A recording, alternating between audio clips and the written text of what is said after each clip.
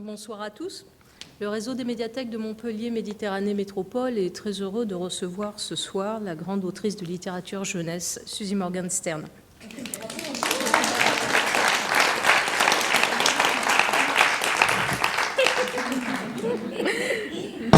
Le service jeunesse et moi-même, en qualité de responsable, sommes particulièrement très heureux de vous recevoir ce soir. À notre invitation, Suzy Morgenstern a accepté de venir passer une courte résidence de 2 jours parmi nous, et sa visite s'articule autour de rencontres scolaires, d'une rencontre professionnelle et d'une rencontre tout public à laquelle vous allez assister.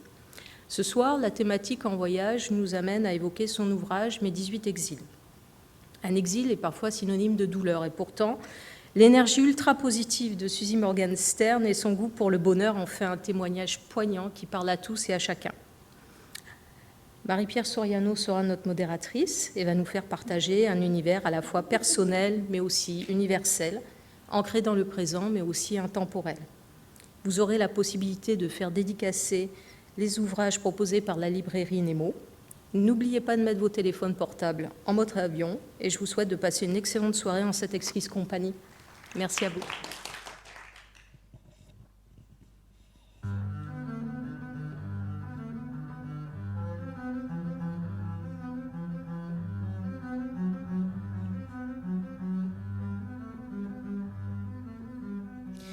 Bonjour à tout le monde et merci d'être venus assister aussi nombreuses et nombreux à cette rencontre avec Suzy. Bonsoir Suzy Morgenstern. Je ne vais pas me livrer à l'exercice de citer tous les livres que vous avez écrits. Il y en a plus de 165, imaginez-vous, on y passerait la soirée. Ni même celui de lister les prix que vous avez reçus pour ces livres. Je pense qu'ils sont bien au-delà de 30. On peut quand même signaler, parce que c'est important pour la France, la Légion d'honneur que vous avez reçue en 2016, je crois. Je vais juste rappeler que vous avez révolutionné la littérature jeunesse de votre plume pleine d'humour et de justesse sur ce que sont l'enfance et l'adolescence. Vous nous avez offert en grand la joie notamment et cet élan épique qui fait que quand on referme vos livres, on dit « punaise, mais la vie vaut la peine d'être vécue ». Ça vaut le détour d'un loup pompagnouillette. Vous avez réussi le tour de force de traiter de la même manière des sujets qui sont beaucoup plus lourds, comme l'abandon, la mort, la Shoah, on y reviendra. L'équipe de la médiathèque Émile Zola qui nous reçoit, et tout particulièrement Julie, Stéphanie et Nathalie, ont fait les choses en grand, puisque c'est la première fois que j'anime une rencontre qui a un décor. Voilà. Donc ne soyez pas jaloux, Suzy va manger des calissons toute la soirée, autant qu'elle veut. Voilà. Et ils sont que pour elle, entendons-nous bien. Elle va boire du thé. Soit calisson, bon, c'est ma confiserie préférée. Et donc, j'ai écrit un livre qui s'appelle Calisson. Et puis, un jour, j'ai reçu une grande boîte du roi René. Il s'appelle Maurice Farine, le fabricant des calissons. Une grande boîte. Maintenant, je sais pas, qu'est-ce que je vais écrire pour avoir autre chose. Mais c'était magique. Peut-être j'écris à Kiabi. Alors l'histoire, la petite histoire, celle que vous voyez pas et qui n'est pas encore dans les livres de Suzy, mais ça va pas tarder, c'est l'amour pour cette veste rose. Voilà. Montpellier restera dans les annales. Suzy a eu un coup de foudre pour cette veste rose. Suzy, on vient... J'ai le sac. Suzy, on vient d'entendre un air de contrebasse, en fait. Ici, on a Monsieur Gershwin. Et en vous lisant, on sait que la musique, c'est très important dans votre vie, en fait. À quel moment on décide d'être écrivain et pas musicien, finalement ? Quand on sait qu'on est très mauvais, et puis la contrebasse est très difficile.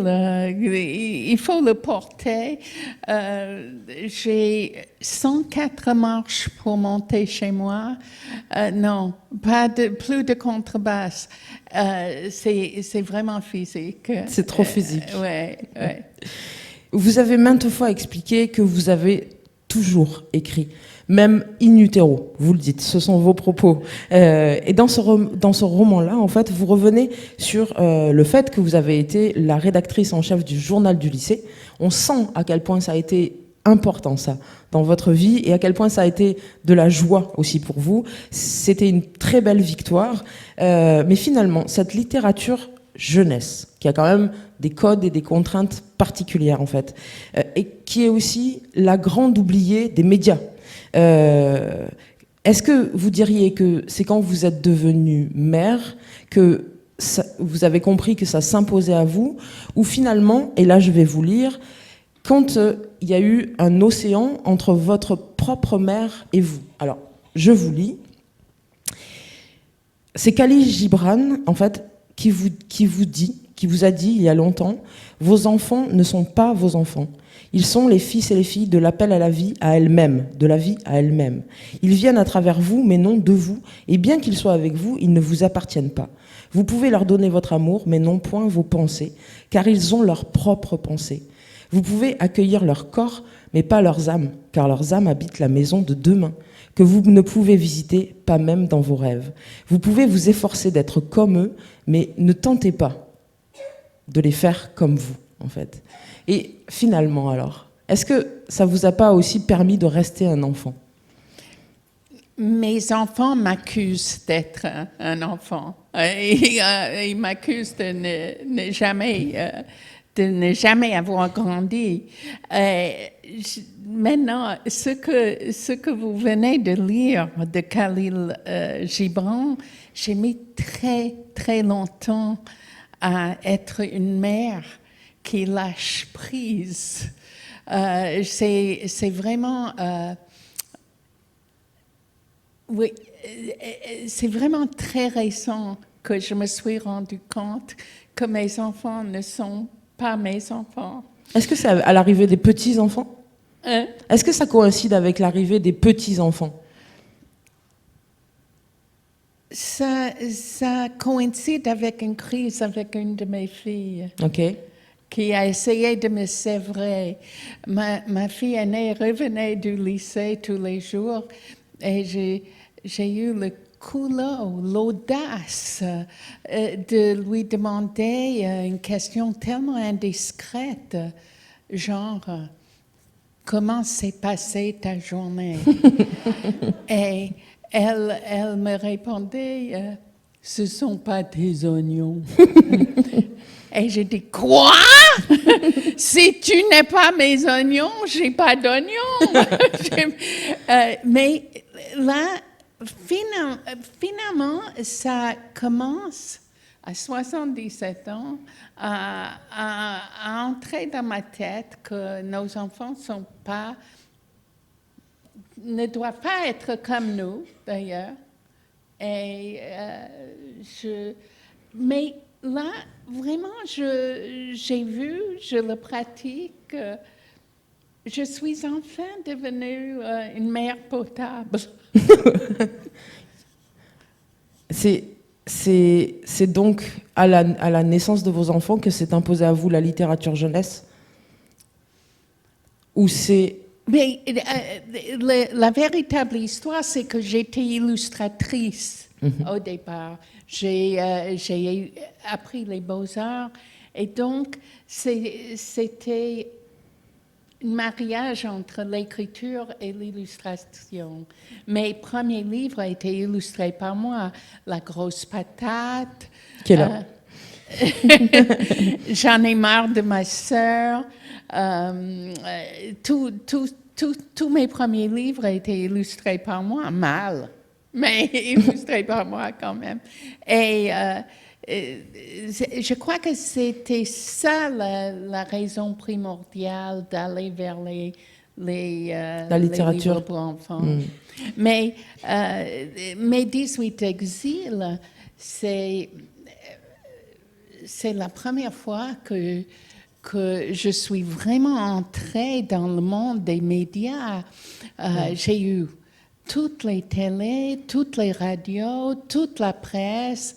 Je suis allée à Paris pendant 3 semaines et j'ai eu 6 interviews par jour.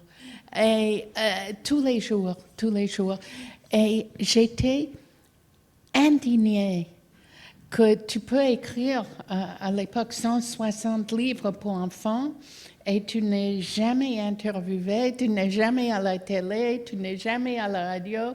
Et puis, enfin, tu ponds un livre pour la vieillesse. Et c'est faux.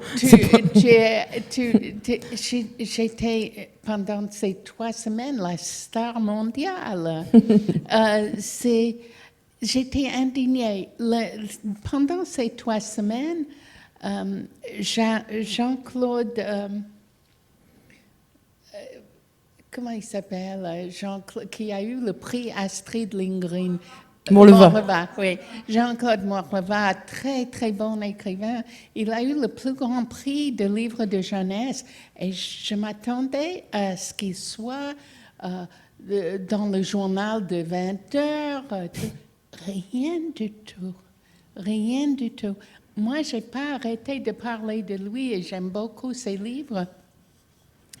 Rien du tout. Et c'est le plus grand prix de littérature pour enfants. Le Astrid Lindgren Memorial Award. Rien. Et je crois pour Mariotte, le prix Hans Christian Andersen non plus. Mais moi, la matinale de France Inter, France Culture, Europe numéro 1, tout. Mais finalement, ce dédain des médias, des grands médias pour la littérature jeunesse, est-ce qu'il ne permet pas aussi une très grande liberté ? Une très grande liberté. Pourquoi ? Parce qu'il y a moins de pression. Il y aurait moins de pression, peut-être. Je ne comprends pas. Est-ce que le fait de n'être pas autant médiatisé que la littérature classique, en fait, permet quelque chose ? Je crois que ça ne me gênerait pas non, je crois que j'aurais la même liberté. C'était très excitant. Et d'aller à la télé et d'être maquillée. J'étais belle.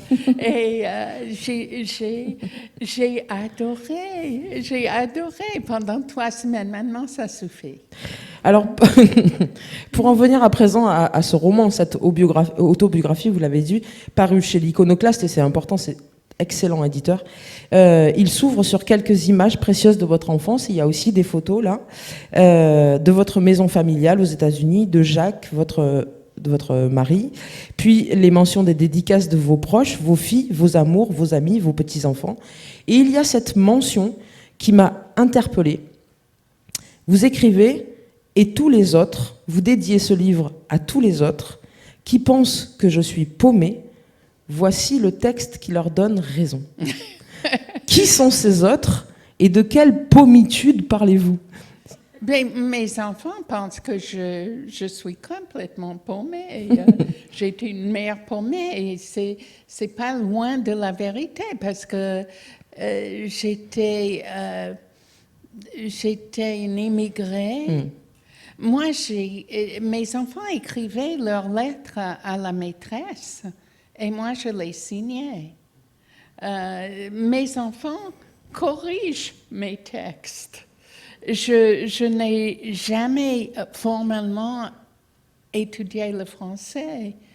Je suis champion du monde de faute de français.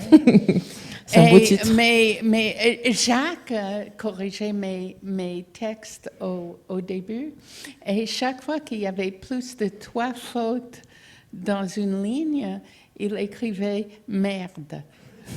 Et j'ai des manuscrits où c'est écrit « merde », 25 fois sur la page. Ma fille se contente de me gronder. Elle dit Maman, je t'ai dit 10 000 fois. L'autre fois, elle m'a dit, est-ce que tu lis mes corrections ou tu fais tout accepter? Non, je lis, mais je ne retiens pas. Est-ce que vous savez dire de quel désir est né ce roman très particulier qui s'appelle Mes 18 exils? Et, d'abord, il y avait Jacques Addy. Qui était une autobiographie aussi. Jacques Addy était mon premier livre pour adultes. C'est un éditeur, Bayard, qui m'a téléphoné pour me demander d'écrire un livre qui raconte comment je suis devenue célèbre. Je suis Célèbre. une grosse patate. J'ai dit, ça ne m'intéressait pas, ma vie n'est pas très intéressante. Je ne savais pas quoi faire de cette invitation à écrire. Et puis finalement, comment je suis devenue ce que je suis, un écrivain français, ben c'est Jacques. Et quand Jacques est mort en 1994, j'ai pas écrit pendant 2 ans. C'est la seule fois dans ma vie où j'ai arrêté d'écrire. Parce que quand on écrit pour les enfants, on a un petit devoir d'être optimiste, de donner la foi dans la vie. J'ai l'impression de tenir la main des enfants quand j'écris. Et pendant 2 ans, je ne pouvais pas. Mais j'ai écrit quand même, j'ai écrit sur Jacques. Et ça, c'était de 94 jusqu'à 96. 2 ans, j'ai écrit sur Jacques. C'était mon livre de deuil. Et quand Pierrette Rieux-Blandou m'a demandé d'écrire un livre sur moi, je lui ai envoyé le manuscrit. Mais c'était 20 ans après l'avoir écrit. Et elle a mis même pas un jour pour dire j'arrive demain à Nice, je veux vous en parler. Et elle a tout de suite publié ce livre, qui est vraiment un livre important pour moi parce que c'est Jacques, c'est mon mariage. Bien sûr.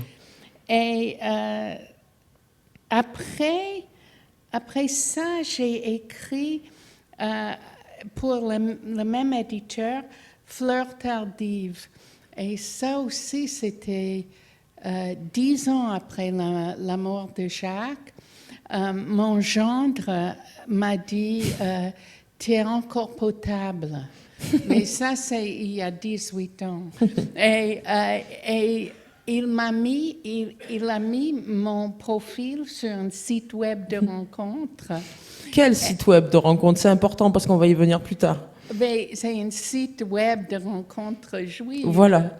Parce que bon, c'est difficile de traverser les cultures, de se comprendre. Oui. Et en même temps, un homme suisse par hasard, parce que ça flashait sur son écran, et c'est gratuit.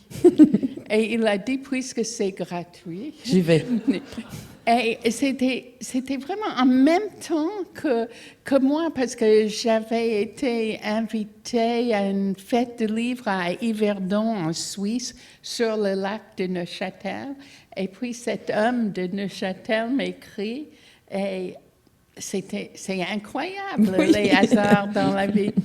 Et Georges, donc j'ai rencontré Georges qui m'a dit un jour, non, c'est moi qui lui ai dit que je serais pendant 3 jours à Paris et sans engagement.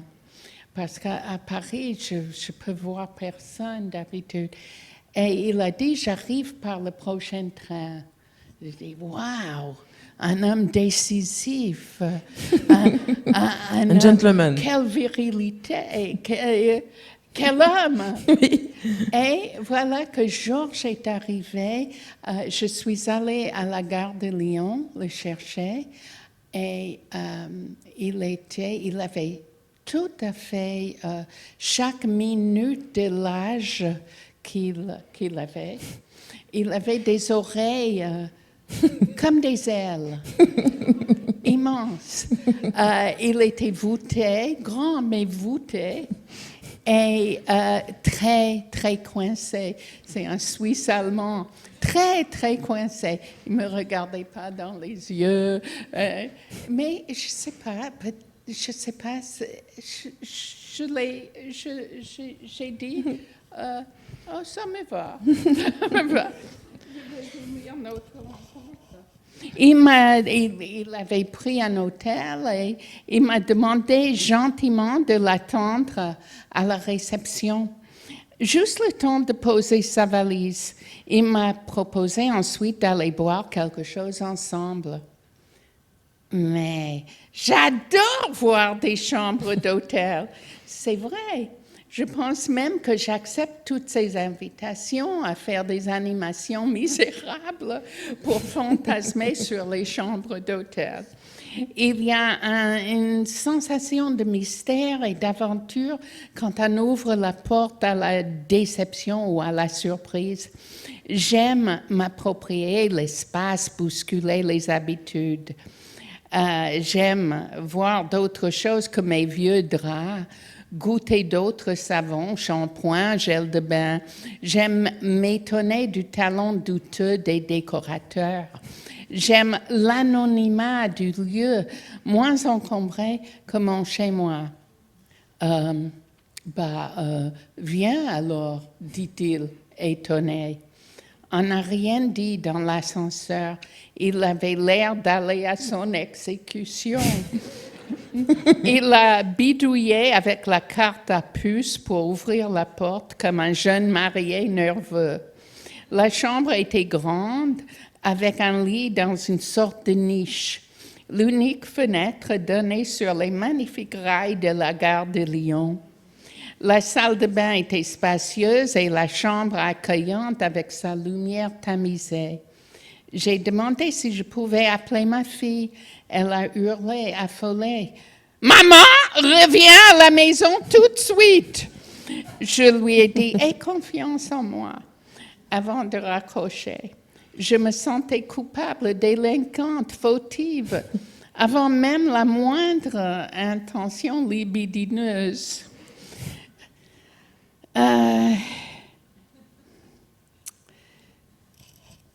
Non, c'était pas ça. Attendez.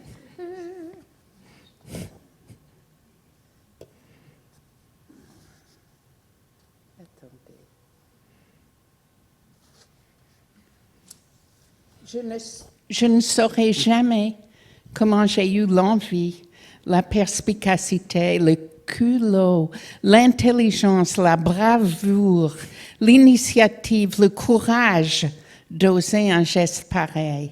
Mais c'était évident, j'avais affaire à un grand timide et si coincé que si j'avais attendu un acte aussi résolu de sa part, j'en aurais eu pour des années. À nos âges, on n'avait pas le temps de tergiverser, pas le temps de faire la cour, pas le temps tout court. Il fallait vivre dans ce moment précis de cette éternité si finie. J'en avais marre de guetter le Messie. Je ne sais pas comment la sagesse, l'action, l'esprit d'aventure, l'audace m'ont frappé. Mais je sais que c'est la meilleure démarche que j'ai jamais entreprise de ma vie.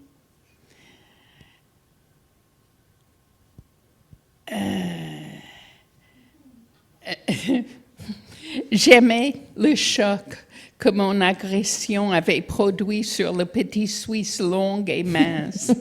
Je songeais même à commencer une nouvelle carrière de séductrice en série, mais les victimes potentielles n'étaient pas légion. Il y avait juste lui devant moi, sous moi, Et je ne suis pas légère. Il était consterné. Il ne s'attendait pas à une telle bombe. Il a dit après, tu as fait une mitzvah, qui veut dire une bonne action. Et si j'avais peur du jugement de ma fille, je savais que Dieu en personne me félicitait et que tous les anges du ciel chantaient Hallelujah.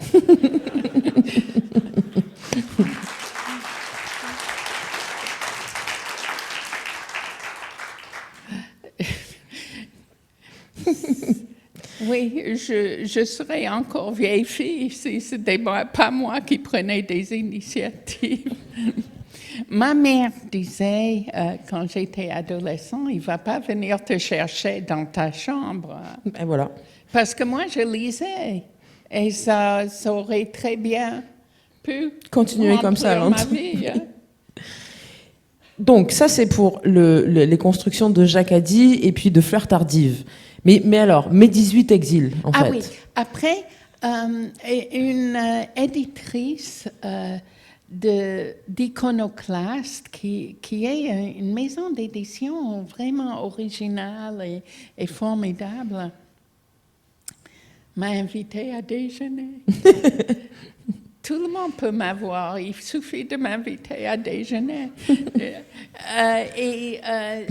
Et elle avait, c'était une jeune femme qui avait beaucoup lu des livres de jeunesse. Ils avaient déjà publié Mario de Muraille, Timothée de Fontbelle, et son idée, c'était de nous faire entrer dans les livres de vieillesse. Alors, elle m'a proposé d'écrire mon autobiographie. J'en ai fait, mais j'ai dit, bon, ben, je vais réfléchir, je verrai si j'ai une idée. Et puis, j'ai eu l'idée de raconter ma vie à travers les exils. C'est ça. Et à partir de ce moment-là, je pouvais l'écrire. Au départ, il y avait 28 exils. Alors c'est ça c'est une question. J'ai imaginé, alors on va pas tout dévoiler pour les gens qui l'auraient pas encore lu, mais les 18 exils sont naître, être une fille, entrer à l'école, être loin de ses sœurs, être juive, infiltrée chez les garçons, être intello, être sioniste, être amoureuse, être mère, être immigrée, être veuve, errer, de souris grise à la femme fatale, là on vient d'avoir un petit aperçu, être malade, le nid vide, faire le deuil, et puis enfin, un exil par anticipation, mourir.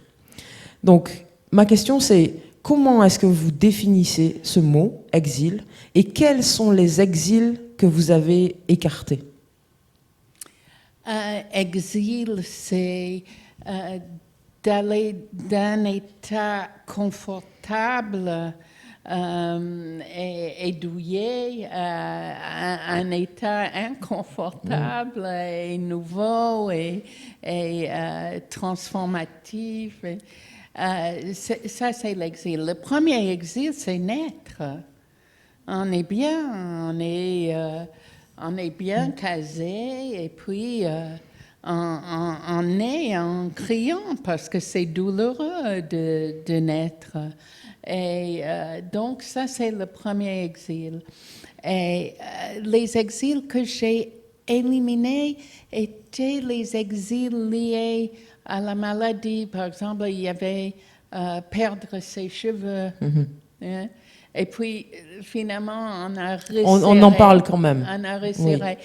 Et le premier jet du livre a été extrêmement original parce que j'ai commencé par écrire une phrase pour chaque exil et puis un paragraphe pour chaque exil et puis une page pour chaque exil.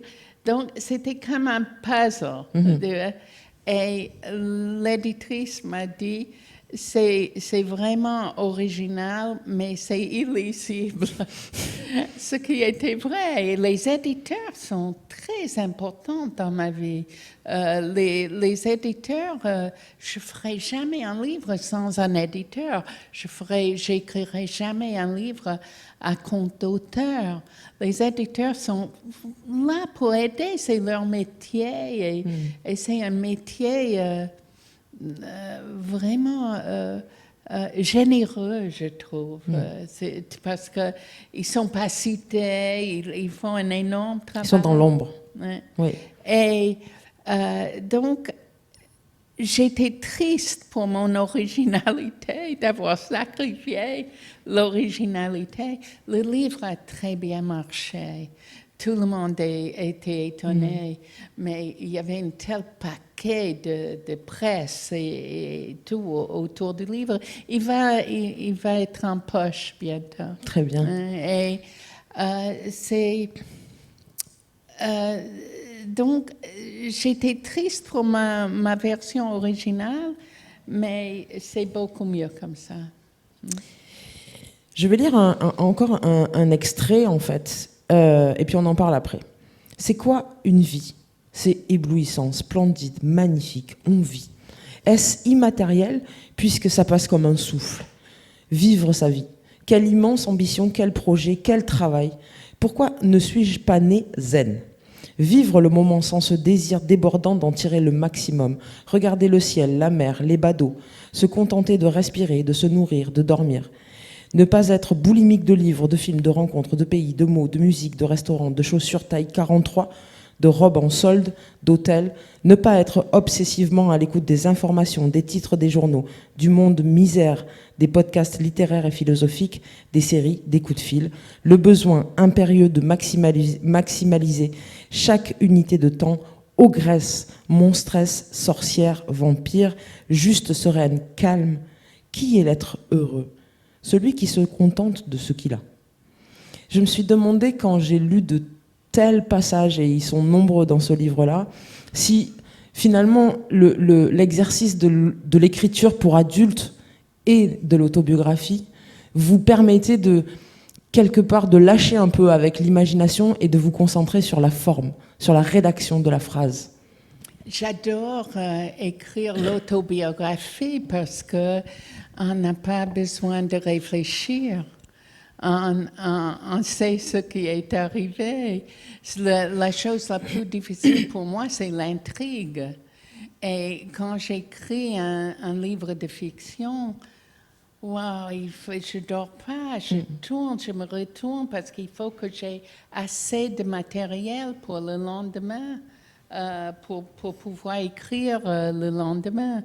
Et quand tu as l'autobiographie, c'est exactement ça. Tu peux te concentrer sur la forme, le style, la formulation, et tu n'as pas besoin de réfléchir à ce qui va se passer demain. Tu sais ce que s'est passé. J'ai écrit beaucoup de livres autobiographiques. J'ai écrit un livre qui s'appelle « Premier amour, dernier amour » chez Gallimard. Il ressort cette semaine, il vient de ressortir dans une très jolie édition chez Gallimard. J'ai écrit la première fois que j'ai eu 16 ans, qui est mon premier combat féministe. C'est-à-dire d'entrer dans l'orchestre de jazz dans mon lycée. C'était un film aussi avec Marie-Lou Berry. Vous avez vu le film? Moi, je n'ai pas vu ce film. C'est un film très sympa. On est allé sur le tournage et ma fille, ma petite fille, on est tous allés et ma fille a dit: elle a vraiment eu la chance que tu écrives ce livre parce que Marie-Lou Berry, c'était très ingrat. C'était son premier film. Et la première phrase de ce livre, c'est quand j'avais 16 ans, j'étais moche. Et je n'arrêtais pas de le dire à ma mère. Et elle correspondait bien au rôle. Au rôle. Oui, l'autobiographie, j'ai écrit aussi ce livre sur un conflit mère-fille avec ma fille Alia qui s'appelle Terminal, tout le monde descend, où on a à tour de rôle dit ce qu'on pensait de l'autre. Et donc, aussi autobiographique, j'adore. Et puis, tous les livres sont autobiographiques. Ah oui, Confession d'une grosse patate aussi, que j'ai joué pendant 3 ans. L'écriture n'est pas un exil, parce qu'elle est partout, en fait. Vous n'avez pas choisi de nommer, de donner un chapitre entier à l'écriture, mais l'écriture est partout. Voilà, c'est l'entièreté de votre vie aussi. C'est une partie complète de votre vie. Et je me suis demandé, en fait, quand on regarde le décor, là, on voit plein de livres. Alors là, il y a le livre d'un monsieur avec lequel vous correspondez tous les matins. Il y a le livre, évidemment, le journal d'Anne Frank en haut. Il y a Virginia Woolf, il y a La route de Madison. Quelle lectrice êtes-vous, Suzy? Très éclectique. Par exemple, j'ai lu récemment un livre de Caroline Eliascheff, le pédopsychiatre. Elle a écrit un livre qui s'appelle « Ma vie avec la comtesse de Ségur ». Moi, je n'avais jamais lu la comtesse de Ségur. Dans mon enfance américaine, on ne lisait pas la comtesse de Ségur. Et ce livre m'a donné vraiment envie de lire la comtesse de Ségur, que je lis roman après roman. Je viens de lire La sœur de Gribouille. C'est juste fabuleux. Quel écrivain, quel trésor, la comtesse de Ségur. Bon, c'est plein de bon Dieu et de l'Église et c'est très pieux, mais quel merveilleux écrivain elle était. Je suis juste pleine d'admiration pour elle. À ce moment, je lis Les bons enfants. Un après l'autre, il y en a plein. Je suis peut-être au milieu de son œuvre. Alors, quelle lectrice je suis? Bon, et après la comtesse de Ségur, je pense que je vais me pencher sur George Sand, que je n'ai pas lu non plus. Et peut-être Victor Hugo. De ces jours. Ça, c'est la promesse d'une vie. Je lis les livres qu'on me donne, je lis les livres des amis. Le directeur d'école de mon petit-fils, Sacha, a demandé à Sacha si sa grand-mère pouvait lire son manuscrit. Alors, je l'ai lu. J'avais beaucoup à dire.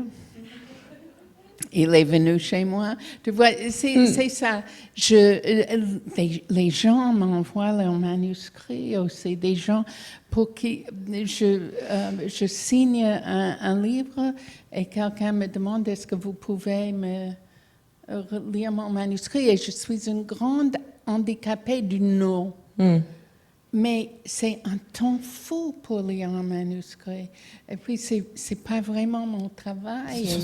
Et le temps, combien de temps est-ce qu'on a?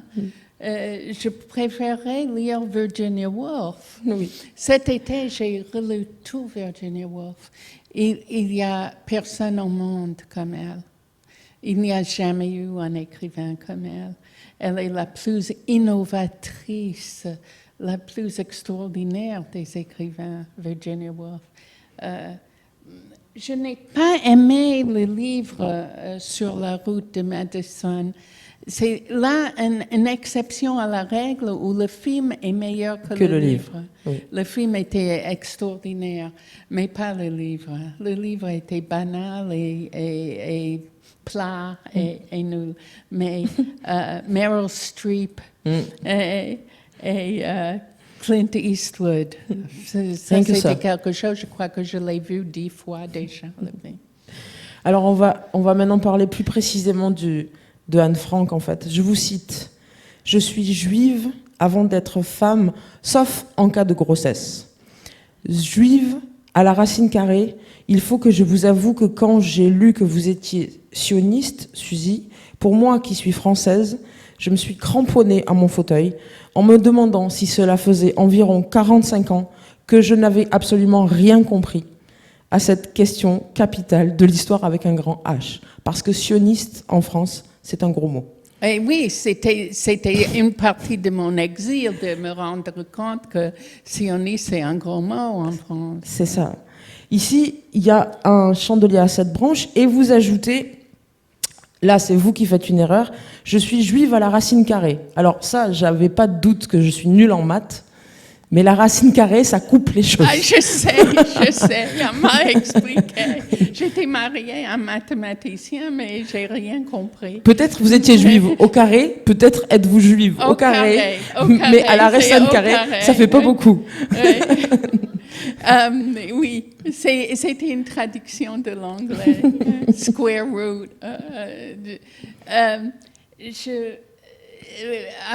À propos de quelle lectrice je suis, je viens de lire cet excellent livre de Lola Lafont. Ah oui. Si tu as écouté cette chanson, ça m'a fait vibrer jusqu'aux racines Carré. Oui. C'est juste magnifique. Tu vois, je l'ai lu avec des palpitations parce que Anne Frank est morte en mars 1945 et moi je suis née en mars 1945 et j'ai un lien avec elle depuis l'âge de 12 ans. Quand j'ai vu cette petite fille sur la couverture qui me ressemblait à l'époque, qui est derrière elle? Emily Dickinson? Oui. Emily Dickinson, oui. Anne Frank est énorme dans ma vie. Elle est toujours sur mon chevet. Je lis en boucle Anne Frank. Hein. Oui. Parce que elle était, on la prend comme un symbole, mais c'était surtout un très grand écrivain à 14 ans. Un immense écrivain. Alors,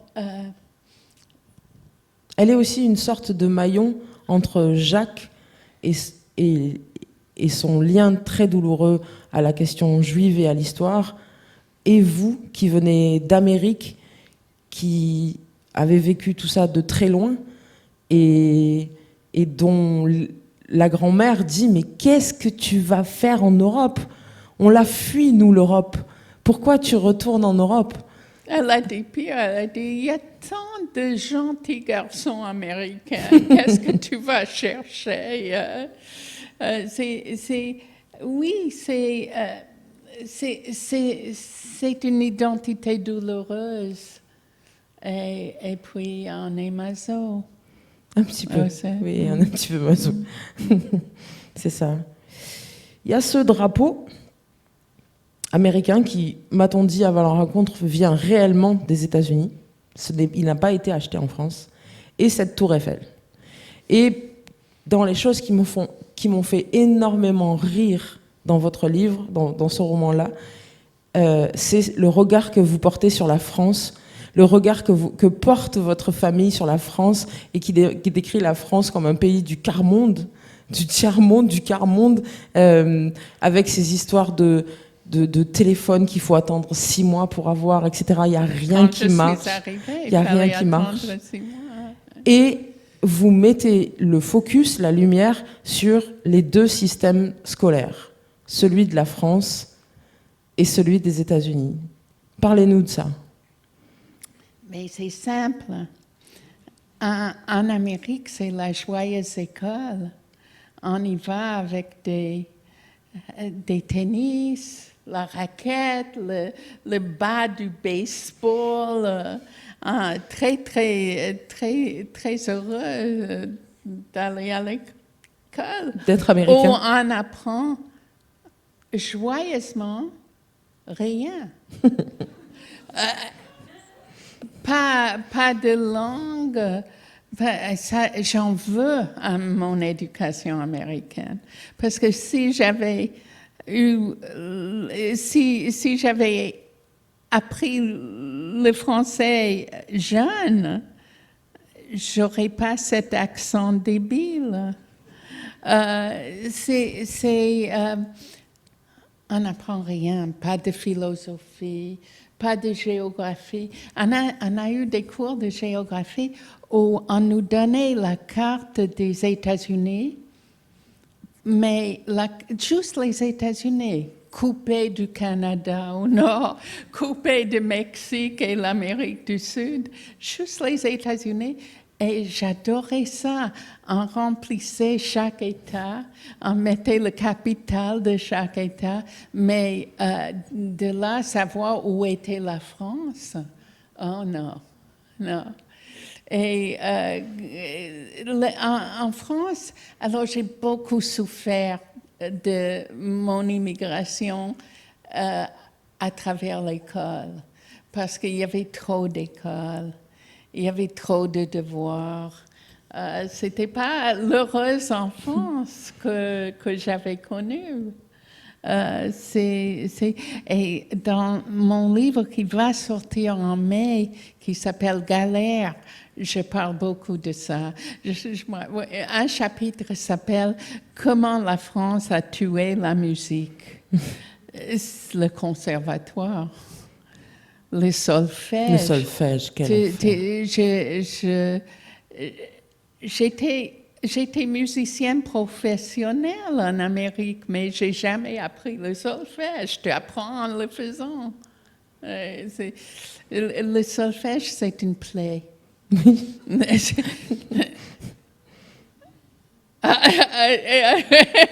Oui. On a une fête qui est la Pâques, qui est à peu près en même temps que Pâques. Et il y a un repas rituel.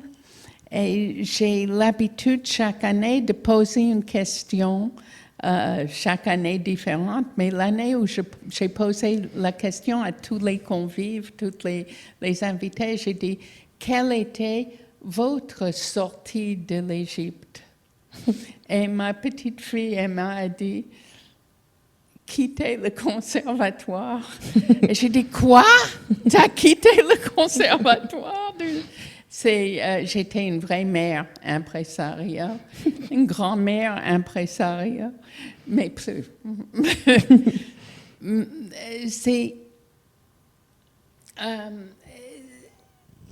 Oui, la différence dans le système éducatif, je crois que quelque part entre les deux, il peut y avoir plus de joie, mais j'ai vu des enfants joyeux ce matin. Ma mère venait tous les ans chez moi et regardait les cahiers de mes enfants qui étaient en CE1 et elle disait « mais ils peuvent entrer à l'université ». Venir en France, il y avait 9 mâles. On a pris le bateau et ma mère glissait des boîtes de thon, papier toilette. Et Jacques, qui regardait, disait « mais on a de papier toilette en France, on a du thon en France ». Mais elle ne le croyait pas. Tous vos proches, vos enfants sont beaucoup dans tous vos livres, dans toute votre œuvre en fait. Et puis, votre fille Alia est devenue une immense linguiste, une linguiste de très grande renommée en fait. C'est quand même rigolo ça. Elle était la prof d'Augustin Trapenard à Normal Sup. Voilà, donc c'est quand même étrange ce rapport. Et vous avez un rapport très très très fort avec beaucoup de langues, le français, l'américain et pas que. Vous parlez le français que vous parlez, mais vos livres vous les avez écrits en français. Elles sont ces filles-là, vos filles sont forcément présentes dans vos œuvres. Et il y en a une qui est devenue... La deuxième fille, elle est devenue médecin. C'est ça. Cette serpillière-là, elle parle de votre tante, voilà, qui briquait votre maison d'enfance quand votre mère était absente, la tante Millie. Elle est venue me voir, ma tante, pendant 2 semaines. Elle a passé 2 semaines à récurer ma maison, chambre par chambre. J'ai dit, mais viens voir. Non, j'ai mieux à faire. Est-ce qu'ils vous en ont voulu, ces gens, c'est vos proches, d'être autant dans vos livres? Ah, mais c'est une très bonne question. J'ai eu une soirée avec Marie Desplechin où on a parlé de ça, parlé de sa famille dans ses livres. Marie Desplechin le prend très très mal que son frère a parlé d'elle dans un film. Bon, je suis sauvée. Personne ne parle français. Personne de ma famille ne lit mes livres. Vos filles, quand même. Non. Comment ça, non? Juste quelques livres pour enfants qui sont traduits en anglais. OK. Oui. Ça, par exemple, c'est pas traduit en anglais, mais c'est une grande question. C'est une question parce qu'en ce moment, j'écris un livre sur ma sœur aînée qui est morte et elle était un grand escroc. C'est votre sœur qui n'a jamais rien payé de sa vie. Voilà. Et ça, elle est devenue mon héroïne. Oui, elle est une héroïne. Complètement. C'est le genre de Robin des Bois. Exactement. Elle vole des riches pour donner à elle-même. Non, à vous aussi. Elle fait profiter son entourage. Et comme j'ai écrit ce livre en anglais parce qu'on a grandi en anglais. Et bon, c'est un livre que je ne vais pas publier parce qu'elle est morte, elle n'est pas là pour se défendre, mais c'est un livre qui devrait être publié. En anglais, ça s'appelle Free of Charge. Tout est gratuit. C'est vrai que c'est une héroïne, mais c'est quand même une grande escroc. Et il se fait que son fils est le seul qui lit le français et il est avocat.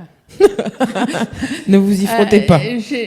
Mais au-delà de ça, c'est le problème éthique. Est-ce qu'on peut parler du mal de sa famille? Du mal, même si je l'admire, elle a fait plein de choses illégales.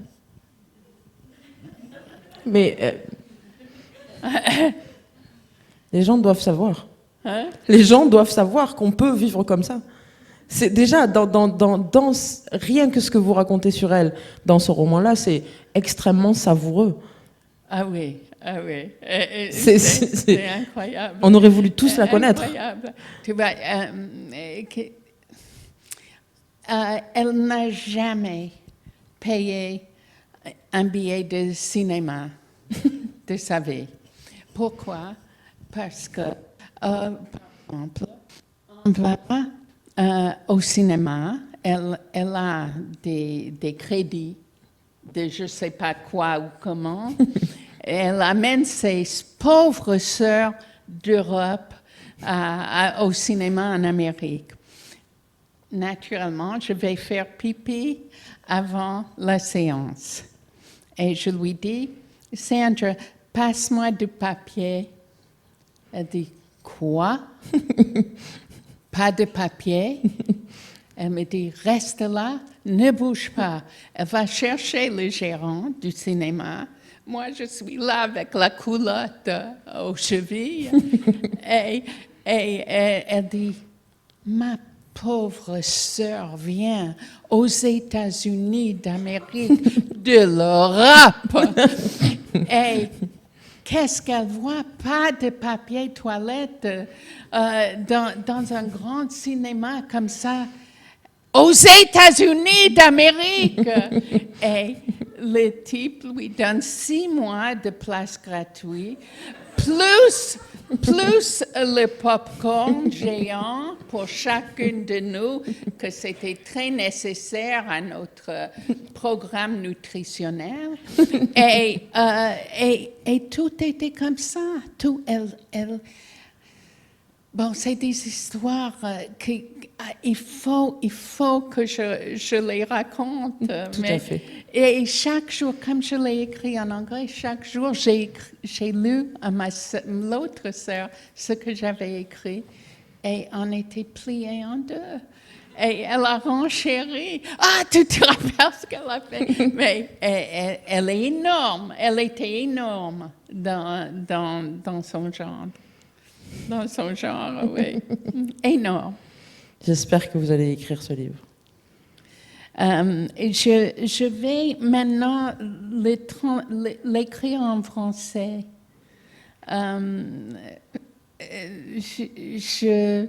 Je pense que le français est vraiment ma langue d'écriture. Et dans la version anglaise, c'est une série d'anecdotes, des choses qu'elle a fait. Mais j'espère qu'en écrivant en français, il y aura plus d'intrigue et plus de... Ça serait plus.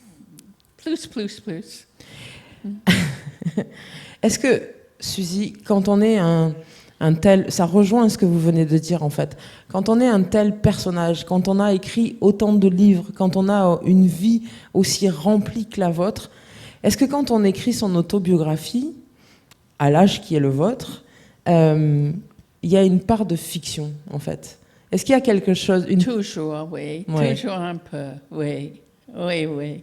Parce que la mémoire, c'est quand on réécrit son histoire déjà, avec la distance, avec la mémoire qui flanche, il y a une part de fiction dans ce qu'on écrit. À la page 170, dans L'exil être mère, la phrase qui clôt le chapitre, c'est « Est-ce que le but de la vie n'est pas de collectionner les regrets ?» Et ce n'est pas le seul endroit du livre où il est question de regrets, d'ailleurs. Et en parallèle, et un peu plus loin, dans votre vie d'autrice, on trouve une petite merveille, toujours chez ce même éditeur, l'Iconoclaste. Et dans cette merveille, je vous ai entendu entre les pages murmurer ou geindre peut-être, moi aussi, je voudrais être un génie au lieu d'aller chez Monoprix. Je peux le lire? Mais bien sûr, avec plaisir. Après, on laissera la parole au public.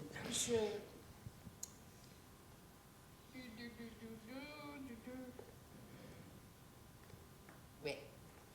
Très modeste. Ce livre, Je suis un génie, ça va être suivi par Je suis une femme fatale.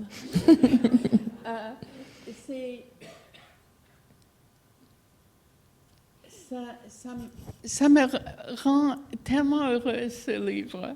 Je suis tellement heureuse qu'il y avait un éditeur assez fou pour le publier.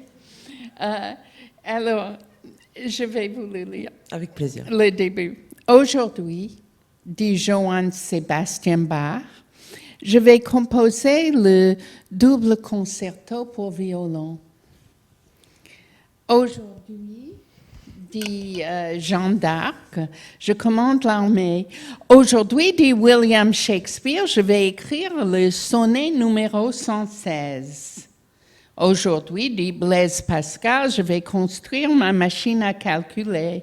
Aujourd'hui, dit Charlie Chaplin, je vais tourner le temps moderne.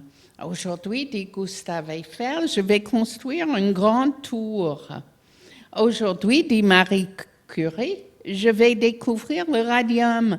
Aujourd'hui, dit Leonardo da Vinci, je vais peindre la Joconde.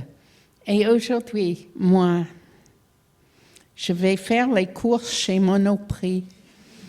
Je vais acheter du beurre et des boulettes, des œufs et du papier toilette, des oignons, de l'ail et des patates, du basilic et des tomates. Mais moi aussi, je voudrais être un génie au lieu d'aller chez Monoprix. Je veux faire ma petite révolution, une découverte qui déconcerte ma vie, enfin rentabilisée, justifiée, un monde amélioré grâce à moi. Mais comment et quoi? Merci beaucoup Suzy.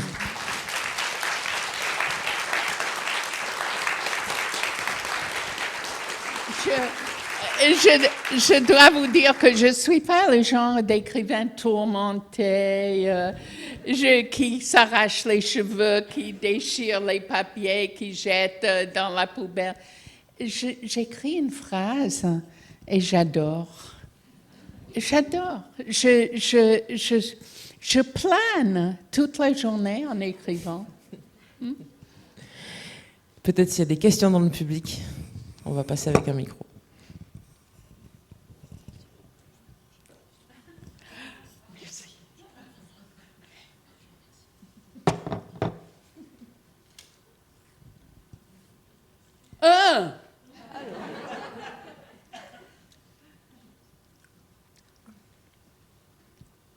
Les enfants ont fait mieux, hein?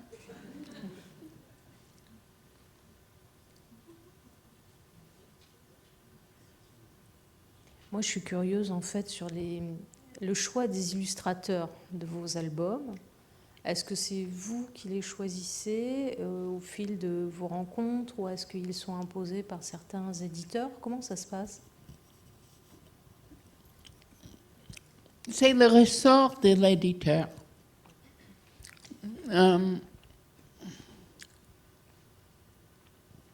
Qu'est-ce qu'il y a là?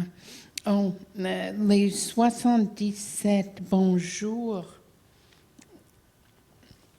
Ma fille m'a offert un cahier blanc.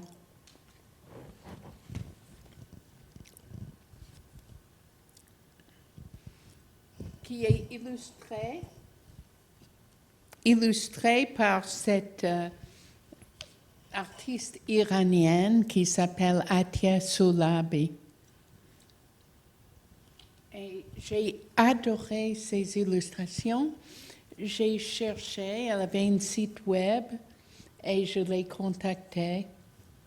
Et c'est comme ça que j'ai suggéré à l'éditeur cette artiste. Elle a aussi aimé et ça a marché. Ça ne marche pas toujours comme ça. Pour Toi bébé, c'est l'éditeur qui a trouvé l'artiste, Tatiana Romana.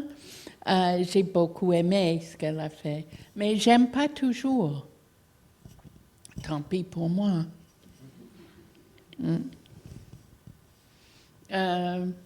Mon complice depuis toujours, Serge Bloch, qui a fait toutes les couvertures. Je sais que quand c'est Serge Bloch, ça va être vraiment original et bien. Non, d'habitude, c'est l'éditeur. Et les éditeurs me soumettent à leur choix.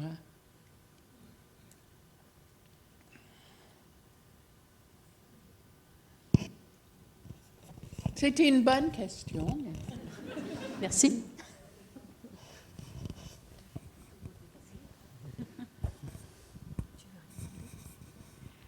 Oui, bonsoir. Je voudrais savoir si vous avez quelques remarques à faire encore sur le décor qui est juste derrière vous, à propos d'autres objets dont nous n'avons pas encore parlé. Alors, on n'a pas parlé de la valise. Merci. De la rose. Ouais, de la glace, du miroir. Philippe Roth. De Fifi Brindacier. Qui est mon écrivain idole avec Virginia Woolf. Et aussi Astrid Lindgren, Fifi Brindacier, qui est une grande influence dans ma vie. Elle est née, Fifi Brindacier est née aussi avec moi en 1945. Et je l'adore. Je l'adore, c'est mon idole aussi, Fifi Brindacier, une fille non conformiste, autonome, entreprenante, généreuse. Il y a un objet de... On n'a pas parlé beaucoup de féminisme, on aurait pu... Il y a un objet de féminisme là. En fait, ça, c'est les cartes qui permettaient à votre père de s'échapper de cette équipe de filles que vous étiez, absolument impitoyable avec les hommes. Ah oui. Ah oui. Chez nous, les hommes étaient considérés comme pathétiques et nuls. C'était un matriarcat chez moi. Et en même temps, et paradoxalement, le seul but était de se marier.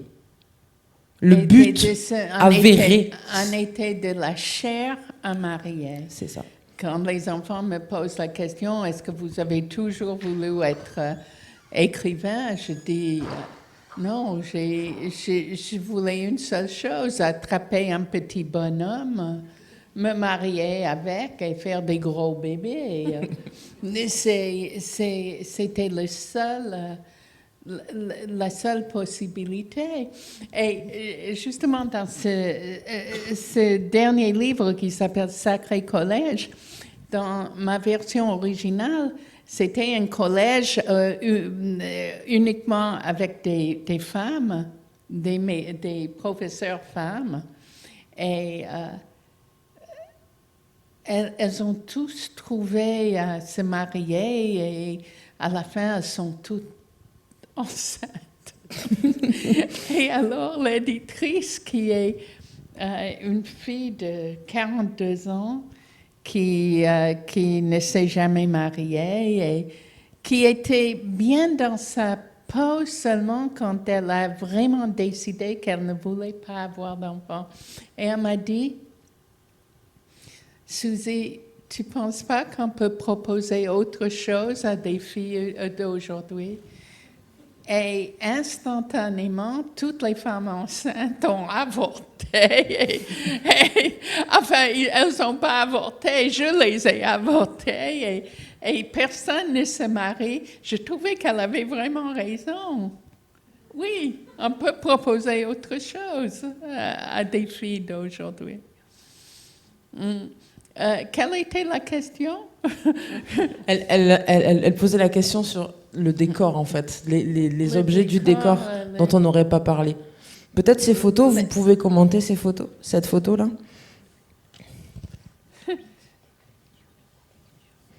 Moi et mes sœurs. Ah oui. J'ai amené des t-shirts de Suisse à mes sœurs, alors on est les triplettes. Là. C'est encore un t-shirt qu'elle n'aura pas payé, ça. Hein? C'est encore un t-shirt que votre sœur n'aura pas payé. Mais je l'ai payé cher en Suisse. Dans le décor, il y a un badge sur les petits champions de la lecture.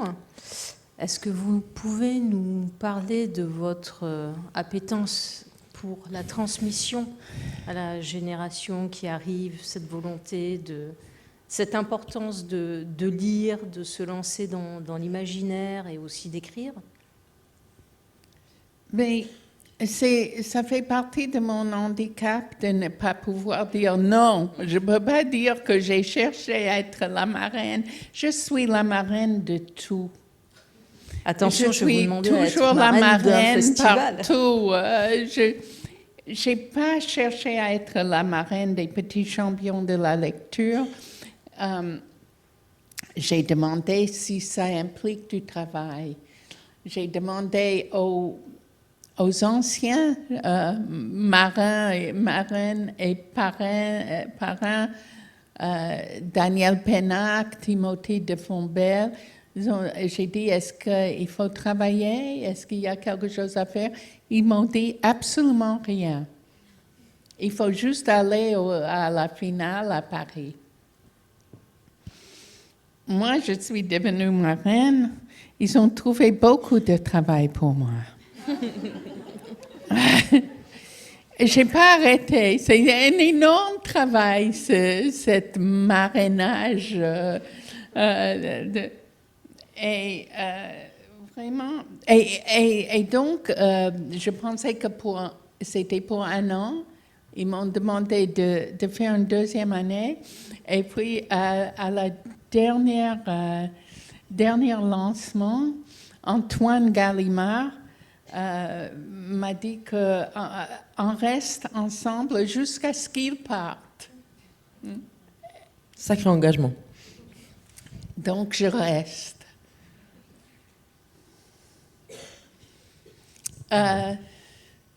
Je vais vous raconter un truc qui m'est arrivé.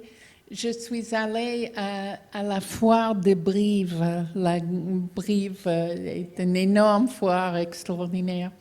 Et avant d'y aller, quelqu'un m'a écrit en disant qu'elle a lu mes 18 exils et elle aimerait me rencontrer.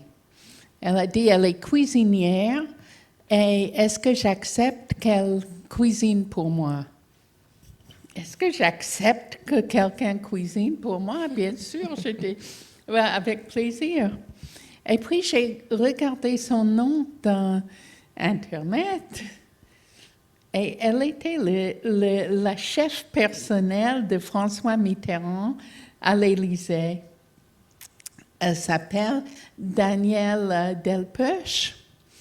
Et il y avait un film sur elle, les saveurs du palais. Alors, j'ai raconté à ma fille, mon gendre, ils ont voulu venir aussi. Alors, ils sont venus aussi. Et je crois que c'est vraiment une soirée inoubliable par excellence, au-delà de magnifiques repas, tourte au foie gras, pintade, enfin c'était magnifique. Et au-delà de ça, de la minute où j'ai mis le pied dans cette maison enchantée, isolée, dans la forêt, dans la campagne, j'ai aimé cette femme. Et on est devenus de grands amis. Et je vous raconte parce que vous avez dit transmission. Non, c'est Nathalie qui a dit transmission. Oui. Elle aimerait qu'on travaille ensemble sur la transmission du goût aux enfants. Et depuis, je pense à ça. Comment transmettre aux enfants le goût. Bien, ben... Ah, il y a peut-être un... Oui. Ce sera peut-être la dernière question.